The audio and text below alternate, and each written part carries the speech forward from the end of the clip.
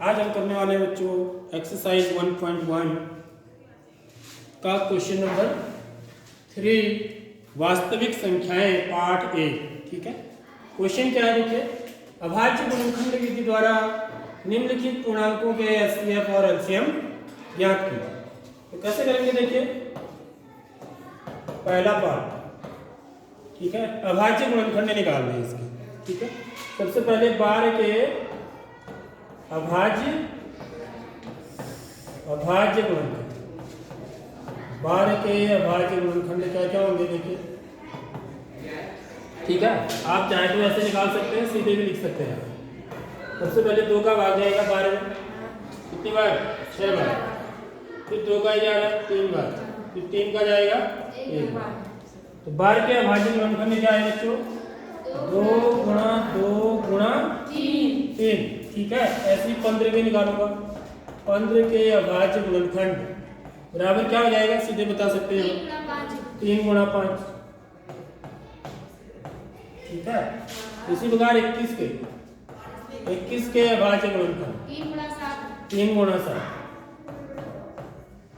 ठीक है, तो मेरे को निकालना है कि एचसीएफ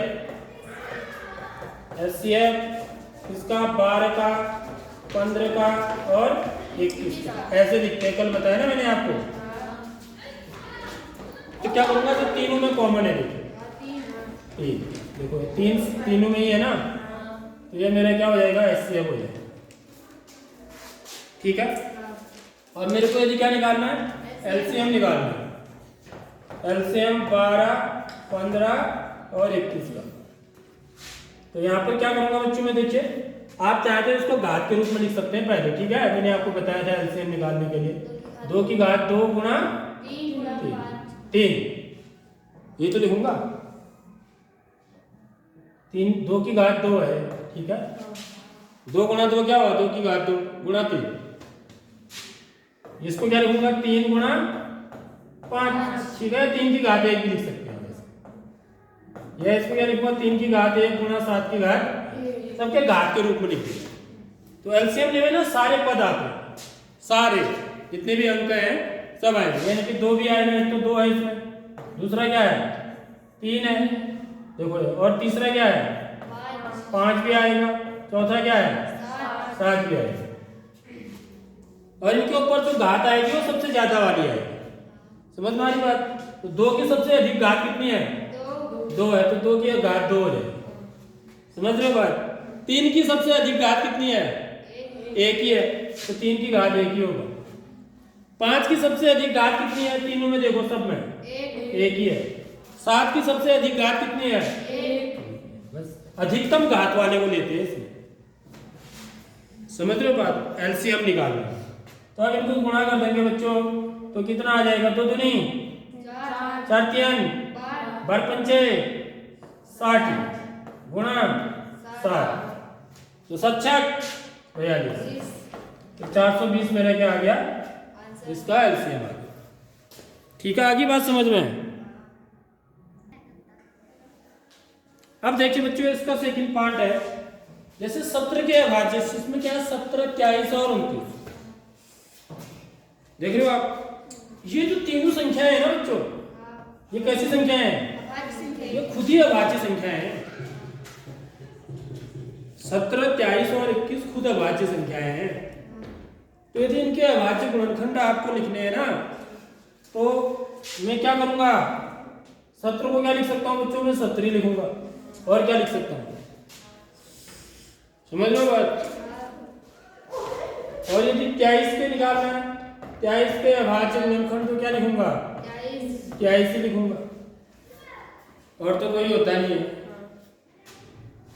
और यदि 29 के निकालना हो तो क्या लिखूंगा, 29 ही लिखूंगा। अब मेरे को क्या निकालना है बच्चों, इसका दिक्कत कहां पर आती है, जब एचसीएफ निकालना होता है। एचसीएफ 17, 23 और 29, तो इनका एचसीएफ क्या होगा, तो इनमें तो कोई भी उभयनिष्ठ नहीं है ना। समझ लो बात? तो हम इनको कैसे लिख देते हैं बच्चों, 1 गुणा करके लिख सकते हैं, और क्या है, हालांकि एक अभाज्य संख्या नहीं है। ठीक है, लेकिन एक गुणा करके लिख देते, ठीक है। तो एक तो सब में हो ही सकता है ना, समझ रहे हो। 17 को मैं 1 गुणा 17 लिख सकता हूँ। 1 गुणा 17 क्या होगा, 17 कम 17 ही होगा, समझ रहे हो। तो ऐसी स्थिति में जो तीनों में जो कॉमन है मान के चलेंगे वो क्या होगा, 1 हो जाएगा। तो HCF 1 हो जाएगा। आगे बात समझ में। और LCM क्या हो जाएगा, LCM 17, 23 और 29 का, इन तीनों को क्या कर देंगे, गुणा कर देंगे। इसमें तो सबको गुणा करते हैं ना, 17 गुणा 23 गुणा 29, यानी कि इनकी घात कितनी है, एक ही तो है सबकी, समझ में आ रही बात। तो तीनों गुणा हो जाएंगे, गुणा करेंगे 23 को 17 से गुणा करना पड़ेगा, पहाड़ा आना चाहिए, समझ रहे हो। 17 का 1 हासिल 5, 17 दूनी 34, 34 और 5 39, ठीक है। अब इसको किससे गुणा करना है, 29 से। इन दोनों को गुणा किया तो इतना आया। अब इसको 29 से भी गुणा करना है, तो 9 एकम 9, 9 ने विकास का 1 हासिल 8, 9 3 27, 27 और 8 35, ठीक है। इसके नीचे 0, 2 एकम 2, 2 9 18 का 8 हासिल 1, 2 3 6 और 1 जोड़ेंगे 9, 2 और 1 3, 8 5 है 13 का 3 हासिल 1, 7 3 है 10 और 1 11। तो इनका जो एलसीएम आएगा 1 1 3 3 9 है। आगे बात समझ में। ऐसे ही देखिए इस क्वेश्चन में भी देखेंगे आप, इस क्वेश्चन में भी 8 9 और 25, इनका एलसीएम कितना होगा, एक ही होगा यहाँ पे, क्योंकि कोई भी उभयनिष्ठ गुणनखंड नहीं मिलेंगे आपको, भले ही अभाज्य संख्याएं नहीं है, लेकिन यदि आप इनके गुणनखंड निकालेंगे तो 8 को क्या लिखेंगे आप, 2 गुणा 2 गुणा 2, 2 दूनी 4 दूनी 8, 9 को क्या लिखेंगे 3 गुणा 3, 25 को क्या लिखेंगे 5 गुणा 5। सारी बात समझ में। तो यदि आप एचसीएफ निकालेंगे इनका, तो एचसीएफ में उभयनिष्ठ क्या है, कुछ भी नहीं है, ठीक है। जब उभयनिष्ठ कुछ भी नहीं होता है तो 0 नहीं लिखेंगे या कुछ भी नहीं है नहीं लिखेंगे, तो हमेशा क्या होता है तब 1 होता है। सारी बात समझ में। इसको मैं गुणा 1 करके तो लिख ही सकता हूँ ना सबको, गुणा 1 तो मैं सब जगह डाल सकता हूँ, भले ही एक अभाज्य संख्या नहीं है, हमें अभाज्य गुणनखंड निकालने चाहिए, लेकिन ऐसे 1 डालना उचित नहीं है, लेकिन अब मजबूरी है यहाँ पर, ठीक है।